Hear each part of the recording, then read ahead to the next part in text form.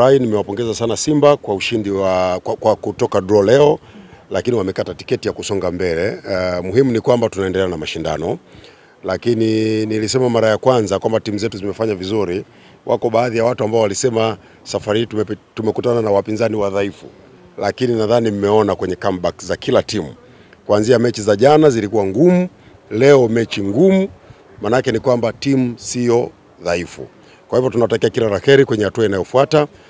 Mpaka muda huu naambiwa Azam wanaongoza bao moja, naamini kwamba Azam nao watafanya vizuri.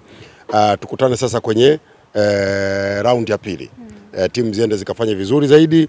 Kwenye robo finali goli la mama kama kawaida litaendelea kwa kiwango cha shilingi milioni 10. Kwenye nusu finali ni shilingi milioni 20. Nachoomba wa Tanzania tujitokeze kwa wingi kusapoti timu zetu. Mahudhurio ya uwanjani kwa mechi hizi ambazo tumefanyia nyumbani, angalau pale Azam Complex yalikuwa mazuri. Lakini hapa Benjamin Mkapa ambapo Yanga na Simba wamecheza, najua kwenye Simba hakukuwa na mashabiki, lakini kwenye Yanga mahudhurio ya mashabiki hayakuwa ya kutosha. Kwa nawaomba sana wa Tanzania tuendelee kuzisupport timu zetu. Hii ni moja ya mikakati ambayo tumejiwekea sisi kama nchi kwamba timu zetu zifanye vizuri. Kwa kila mmoja anatakiwa atekeleze wajibu wake. Sisi wananchi kazi yetu ni kuja uwanjani, tuzishangilie timu zifanye vizuri, wachezaji wafanye vizuri. Wote mmeona kwenye michezo hii ya pili jinsi ambavyo timu zimekuja zimekaza na zimekaza kweli kweli. Kwa hiyo maana yake tunakokwenda zitakaza zaidi.